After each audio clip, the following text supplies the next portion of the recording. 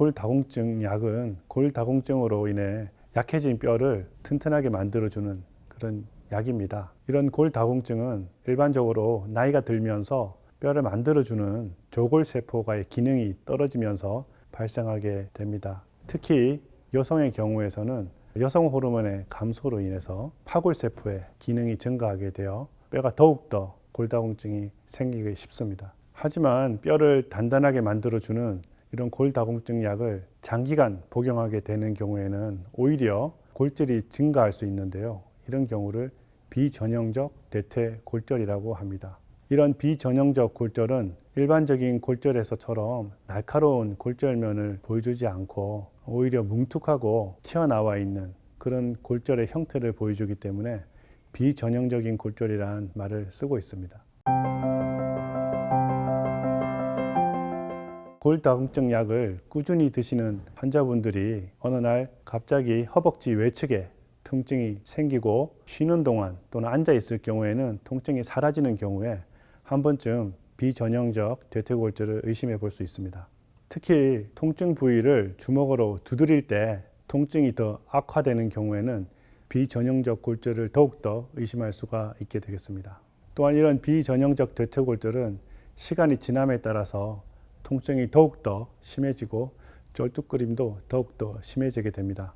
간혹 척추질환으로 오인을 받고 척추질환에 대한 치료를 시행하게 되는 경우가 많이 보게 되는데요. 척추질환으로 인해서 치료를 받더라도 장시간 효과가 없는 경우에는 한 번쯤 비전형적 대퇴골절을 의심해 보아야 하겠습니다.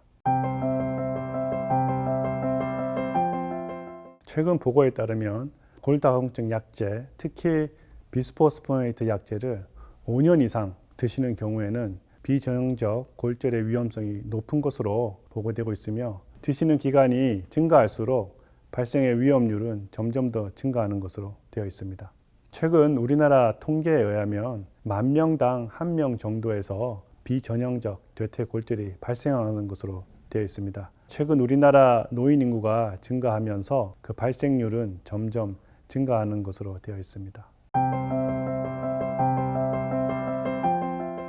골다공증 약, 특히 가장 많이 사용하는 비스포스포네이트 약제는 파골세포의 기능을 감소시키거나 없애서 우리 몸의 뼈가 없어지는 것을 막아주는 역할을 합니다. 하지만 일상적으로 발생하는 미세골절 또는 오래된 뼈를 없애는 데에는 파골세포의 기능이 가장 중요한 역할을 하는데요. 이런 파골세포의 기능을 골다공증 약제가 못하게 막으면서 이런 미세골절이 점점 축적되고 오래된 뼈가 축적됨으로 인해서 점점 더 골절이 증가하게 되면서 결국에는 비전형적 대퇴골절이 발생하게 되는 것입니다.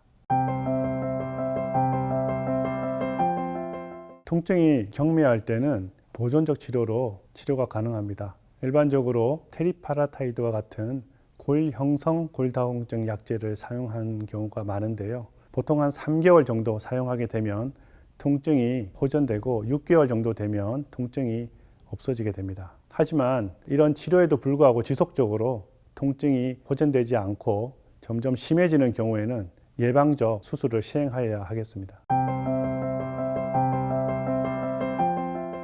골다공증 약제, 특히 비스포스포네이트를 5년 이상 사용하는 경우에 비전형적 대퇴골절의 위험성이 높아지기 때문에 5년 이상 사용한 경우에는 1에서 2년 정도 중단한 후에 다시 사용하는 것이 좋고요. 그 사이에는 다른 골다공증 약제를 사용하는 것이 권장됩니다. 하지만 5년 미만이라 하더라도 대퇴부 외측에 통증이 발생하고 점차 통증이 심해지고 절뚝거림이 심해진다면 정밀 검사를 받고 비전형적 대퇴골절을 확인해야 되겠습니다.